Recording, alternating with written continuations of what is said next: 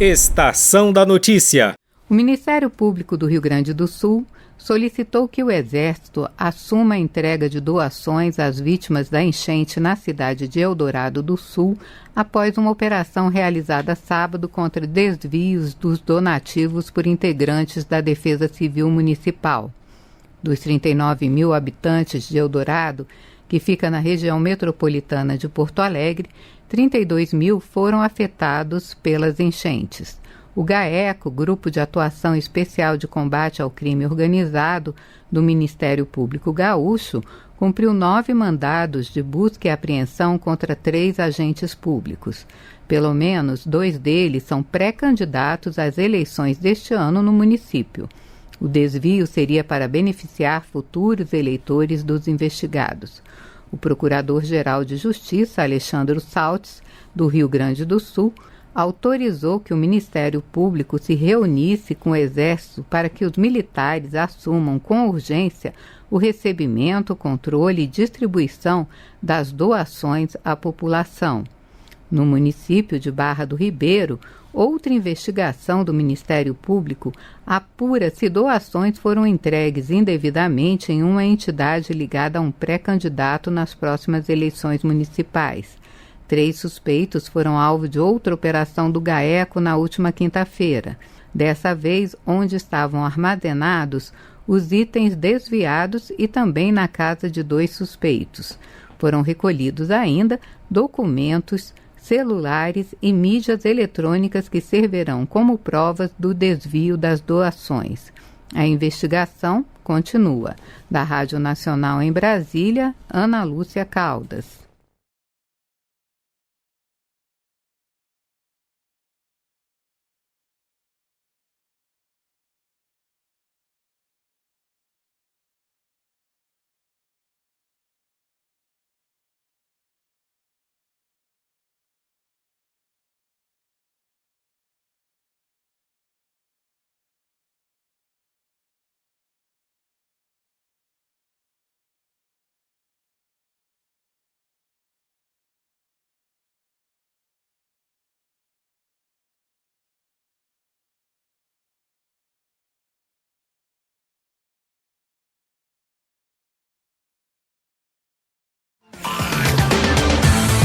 Tira dúvidas do imposto de renda.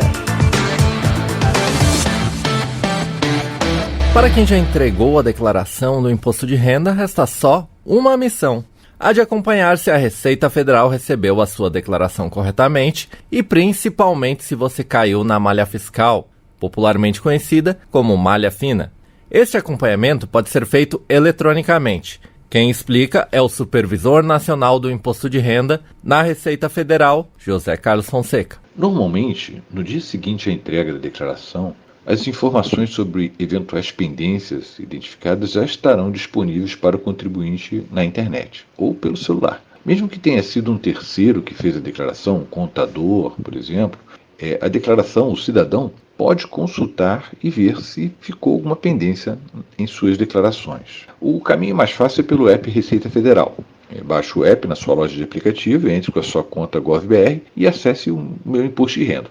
Lá aparecerão todas as suas declarações entregues e, se houver alguma pendência, ela estará identificada. Havendo pendência, terá também as orientações de como solucioná-la. O professor Davidson Carvalho, da UDF, explica o que fazer caso o contribuinte tenha caído na malha fina. Se a declaração caiu na malha fiscal, é porque houve o cometimento de algum erro no preenchimento ou o contribuinte deixou de informar alguma situação tributável. Nesse caso, o contribuinte pode fazer uma retificação da sua declaração desde que ainda não tenha recebido um termo de intimação expedido pela Receita Federal do Brasil. Se o contribuinte considerar que todas as informações estejam corretas ou que a pendência da declaração dependa da apresentação de documentos, o contribuinte Estação da Notícia. Voluntariamente os documentos que comprovam as informações prestadas na sua declaração.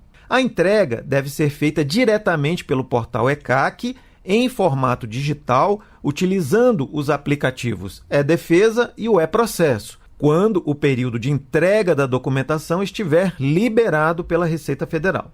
Os documentos postados serão analisados pela Receita Federal e, se comprovarem as informações apresentadas, a declaração deixará a malha fiscal e seguirá o processamento normal. Vale lembrar que mesmo que o contribuinte esteja na malha fina da declaração de um ano anterior, ele ainda é obrigado a realizar a declaração neste ano. O prazo para entrega da declaração do Imposto de Renda termina agora, no dia 31 de maio. Da Rádio Agência Nacional em Brasília, Edgar de Matsuki. Para saber mais informações, confira a série Tira Dúvidas do Imposto de Renda no site radioagencianacional.ebc.com.br.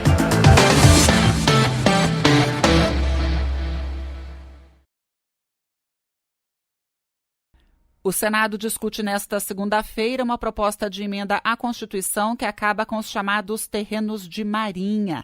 Na prática, a PEC abre caminho para a privatização de praias. O que isso significa? Quais os riscos para o meio ambiente? Há, de fato, a possibilidade de especulação imobiliária? Bem, eu sou a Priscila Mazenotti e converso agora sobre esse assunto com a Ana Paula Prates. Ela é diretora do Departamento de Oceano e Gestão Costeira do Ministério do Meio Ambiente e Mudança do Clima. Primeiro, eu queria que você me explicasse o que está em jogo nesse momento.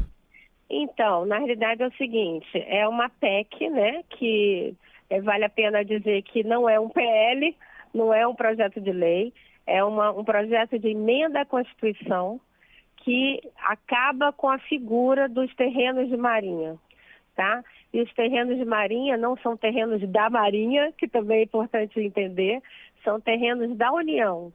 São todos os terrenos que têm uma influência da maré, tem uma linha de corte lá de 1831, se eu não me engano, eu nunca lembro direito o ano, é 1831, que fala que acima de 33 metros, acima dessa última maré de referência de 1831, 33 metros para cima, são considerados terrenos de marinha, tá? Então, isso abrange a maioria do nosso litoral, claro, né? Manguezais, dunas, até falésias, restingas, e na entrada dos rios também, onde você tem toda essa influência da maré. Então, você considera aí, por exemplo, lá na Amazônia, que a gente tem uma maré muito forte, você vai muitos quilômetros para dentro também, naquelas várzeas dos rios, também são terrenos de marinha, tá? E o que diz a nossa Constituição? Que esses terrenos de marinha foram, na época, lá atrás, designados para a defesa do território nacional. Mas era uma defesa na questão de defesa de soberania, né? E hoje em dia eles são os terrenos que a gente realmente tem que usar para a defesa da gente, para a questão das mudanças do clima. Então, terminar com essa figura, acabar com essa figura, é um retrocesso enorme. E é isso que a PEC traz. Ela termina com essa figura dos terrenos de marinha, que são terrenos da União, e passa gratuitamente para estados e municípios, para poder, inclusive, privatizar essas áreas, né? Pois é, abre caminho aí para a privatização das praias, num risco não só para a questão ali do litoral, como do meio ambiente como um todo, né? Exato. Não é que abre caminho... Então, é bom deixar claro isso. A PEC em si, com essa coisa de terminar a figura dos terrenos de marinha, ela não vai automaticamente privatizar praias, tá?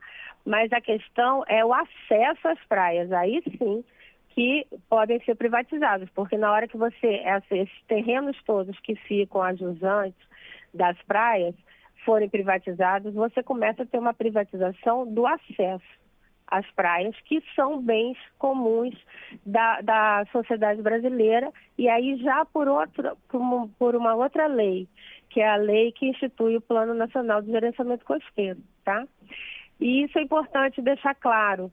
A PEC em si não traz essa privatização automática de praias. Existem, sim, algumas praias que, depois desses anos todos, com os acrescidos, né, que aconteceram de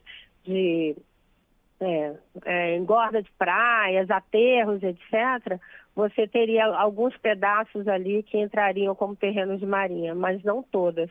Não é uma coisa automática, entende?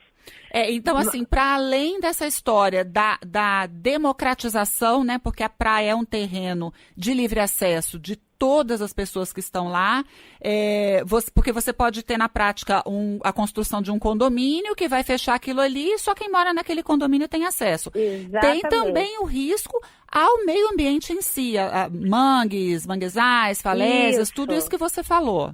Isso daí que eu acho que é o mais importante para a gente ressaltar, porque a gente está vendo aí, né? A mudança climática chegou, se instalou e é uma emergência que a gente está vivendo. E a gente está vendo isso, né? Em várias situações, principalmente agora com todo esse caso do Rio Grande do Sul. E essas áreas são exatamente a salvaguarda que as populações poderiam estar tendo para a gente se resguardar e adaptar a questão contra as mudanças do clima. E vários países, inclusive, estão fazendo ao contrário. Vários países já tinham privatizado essas áreas e estão agora recomprando exatamente por causa da mudança do clima.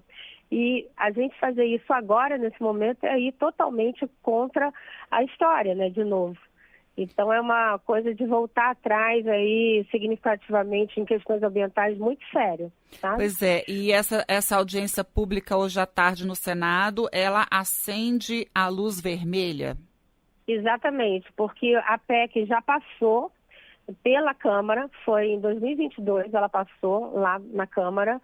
Numa noite foi votada, assim, junto, inclusive, com o PL, que traz também a questão dos cassinos, isso é importante lembrar, e também tramita junto um outro PL, que é o 4444, são 4 quatros, e aí esse PL, sim, diz que as praias poderiam ser privatizadas, porque o PL transforma as praias como uma zona de interesse turística e que os municípios poderiam privatizar até 10% dessas áreas. Então, tudo isso está andando junto, é um pacote. Então, a PEC já passou na Câmara, está no Senado para ser votada, e aí foi chamada, semana passada, bem rapidinho, assim, em cima da hora, essa audiência pública que vai acontecer hoje à tarde no Senado. Obrigada, Ana Paula, por você me atender. Muito obrigada pela sua entrevista. De nada, minha querida. Essa foi a Ana Paula Prates, diretora do Departamento de Oceano e Gestão Costeira do Ministério do Meio Ambiente e Mudanças do Clima, que conversou com a gente sobre a proposta de emenda à Constituição, que acaba com os terrenos de marinha e, na prática, abre caminho para a privatização de praias. Estação da Notícia. O Tribunal Superior Eleitoral concluiu na semana passada a segunda etapa do teste público de segurança de urna. Nesse teste, iniciado no ano passado, pessoas ou grupos de especialistas se inscrevem para encontrar vulnerabilidades na urna eletrônica de votação. Caso elas sejam localizadas, o teste desse mês serve para verificar se foram corrigidas pelo TSE. De acordo com o tribunal, foram 85 pré-inscritos e 35 planos executados. Os testes às urnas do TSE são feitos com participação de pesquisadores e professores da Escola Politécnica da USP, que viabilizam o suporte e apoio técnico aos participantes inscritos. O convênio entre a USP e o TSE vai até 2026. As equipes formadas pela Polícia Federal e da Universidade Federal do Mato Grosso do Sul foram aquelas que encontraram vulnerabilidades mais relevantes nos testes do ano passado. A Polícia Federal encontrou inconsistências no processo de inicialização da urna, enquanto que a equipe da Federal do Mato Grosso conseguiu identificar vulnerabilidades no sistema de privilégios para administradores. As falhas encontradas pelos grupos foram corrigidas agora e comprovadas pelos dois grupos. Antes da lacração do sistema das urnas, que pode ocorrer em até 20 dias antes das eleições municipais deste ano, as entidades fiscalizadoras do processo eleitoral ainda podem verificar a integridade e autenticidade dos sistemas eleitorais, além de solicitar também a inspeção do código-fonte das urnas. Da Rádio Nacional em São Paulo, Nelson Lim. Estação da Notícia. A expectativa do mercado para a inflação oficial brasileira, o IPCA, Índice de Preços ao Consumidor Amplo, subiu mais uma vez. A previsão está no Boletim Focus, divulgado nesta segunda-feira pelo Banco Central. O documento mostra que o IPCA deve ficar em 3,86% este ano. Há uma semana, a expectativa era de 3,8%. Enquanto isso, a taxa básica de juros brasileira, a Selic, está mantida em 10%, a mesma da semana anterior. A expectativa do mercado financeiro também permanece em 9% para 2025 e 2026. Outra previsão dos economistas de mercado é quanto ao PIB brasileiro, o Produto Interno Bruto, a soma de todos os bens e serviços produzidos pelo país. O Focus desta segunda traz a expectativa de aumento do PIB em 2,05% para este ano, o mesmo previsto na semana passada. Quanto ao câmbio, o mercado prevê esta semana que 2024 vai fechar com o dólar em R$ 5,05, 1 centavo a mais que o previsto na semana passada. Da Rádio Nacional em Brasília, Sayonara Moreno. Estação da Notícia. A guerra entre Israel e o Hamas tem trazido com frequência questões sobre o papel de instâncias jurídicas internacionais responsáveis por julgar supostos crimes cometidos pelos líderes envolvidos no conflito. O Tribunal Penal Internacional, sediado em Haia, na Holanda, foi criado para julgar indivíduos acusados dos mais graves crimes contra a comunidade internacional, genocídio, crimes de guerra e contra a humanidade, conforme descrito no Estatuto de Roma, o Tratado Internacional de 98, que estabeleceu essa corte. Sylvia Steiner foi juíza do Tribunal Penal Internacional entre 2003 e 2016. Antes disso, ela também fez parte da comissão preparatória do tribunal. Ela explica que, junto com a Corte de Justiça da ONU, que julga os conflitos entre os estados, o Tribunal Penal Internacional é o primeiro e único permanente que julga pessoas no plano internacional. Fora isso, nós temos alguns tribunais que são chamados de híbridos, que são uma mistura de tribunal internacional com tribunais nacionais. Temos os tribunais nacionais que aplicam o direito internacional, mas no plano internacional propriamente dito, nós só temos esses dois tribunais. Corte Internacional de Justiça e o Tribunal Penal Internacional. Em 2 décadas, mais de 30 casos já passaram pelo Tribunal Penal Internacional e foram emitidos mais de 45 mandados de prisão. 21 pessoas foram presas no centro de detenção também em Haia. Entre eles, o ex-presidente da Sérvia, Radovan Karadzic, condenado por genocídio e crimes contra a paz, cometidos na Guerra da Bósnia e Herzegovina nos anos 90. O Tribunal de Haia não tem força policial própria ou órgão de fiscalização. A Corte Internacional depende da cooperação com os países para investigar presencialmente, fazer prisões, transferir presos, congelar bens e aplicar sentenças. Apesar das decisões de prisão, 17 pessoas continuam em liberdade. Por exemplo, em março do ano passado, o tribunal pediu a prisão do presidente russo Vladimir Putin por supostos crimes cometidos na Ucrânia. O ex-presidente do Sudão, Omar al-Bashir, também teve mandado de prisão expedido, mas permaneceu detido no próprio país, mesmo após ser deposto em 2019, recorda a ex-juíza Sylvia Steiner. Aí já não é uma questão de direito internacional, mas é uma questão de relações de poder, de geopolítica, se os estados vão cumprir com a sua obrigação de efetuar as prisões. Eu gosto sempre de lembrar que foi em 2009 que a minha Câmara, inclusive, expediu 2 mandados de prisão contra o então presidente al-Bashir e até hoje o processo está suspenso porque o al-Bashir não foi preso e entregue ao tribunal. Apesar de entraves pontuais, a ex-juíza acredita que o Tribunal Penal de Haia ajudou a ampliar a justiça internacional nas últimas décadas. O crescimento do direito penal internacional é muito grande, principalmente nos últimos 20 anos. Temos tribunais agora, por exemplo, um tribunal especial para o Camboja, que é um tribunal misto, né, nacional e internacional. Nós tivemos o tribunal para Serra Leoa. Então, é uma atividade relativamente recente de julgar as pessoas acusadas de cometerem crimes internacionais. Hoje, o tribunal em Haia tem mais de 900 funcionários de vários países. Ao todo, 124 nações reconhecem o estatuto que criou o tribunal. Entre os que não reconhecem estão Estados Unidos, China, Rússia e Israel. Com produção de Dayana Vitor, da Rádio Nacional em São Luís, Gabriel Correa.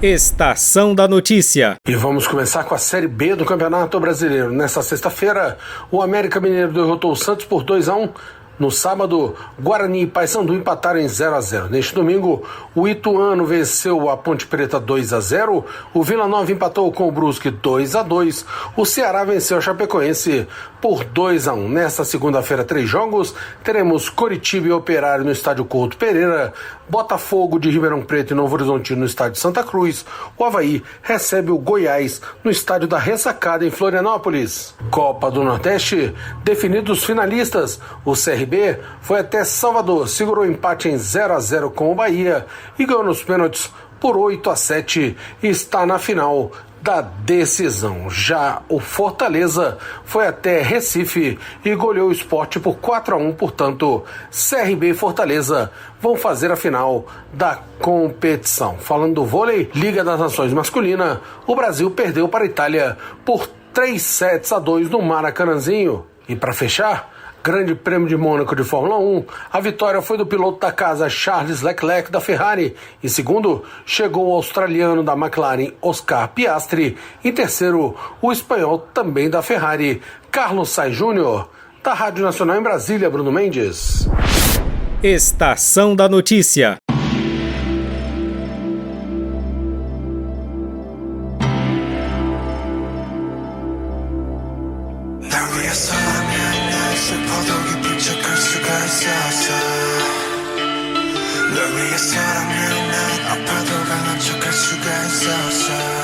Uma banda de K-pop alcançou em 27 de maio de 2018 o top da lista da Billboard de álbuns mais vendidos pela primeira vez. O grupo coreano BTS, também conhecido como Bangtan Sonyeondan, ficou em primeiro lugar nos Estados Unidos com o álbum Love Yourself, Tear. Esse foi o primeiro álbum totalmente em língua não inglesa a ocupar a posição de destaque da Billboard em mais de uma década. Formado por RM, Jimin, Suga, J-Hope, Jungkook, V e Jin, o grupo BTS da Coreia do Sul começou a se apresentar em 2013. 2 anos depois, os jovens emplacaram um single intitulado I Need You e conquistaram o Ocidente. Em todo o mundo, a boy band ganhou uma legião de fãs conhecida como ARMY, que significa exército em português. Em maio de 2017, o BTS tornou-se o primeiro grupo de K-pop a ganhar um prêmio ao ser reconhecido como o melhor artista social daquele ano. Em outubro de 2017, o BTS ficou na 7ª posição na lista da Billboard com o álbum Love Yourself, Her. Em 2018, quando o BTS chegou ao topo com Love Yourself, Tear, o exército de fãs comemorou nas redes sociais o esforço que foi feito para adquirir produtos e músicas nas plataformas, aumentando a projeção internacional do grupo. 4 anos depois, em 2022, o fenômeno musical sul-coreano anunciou por meio da gravadora a suspensão dos shows para cumprir o alistamento militar obrigatório do país. História hoje, redação Beatriz Evaristo, sonoplastia de José Maria, edição Paula de Castro e apresentação Gilson Santa Fé. Estação da Notícia.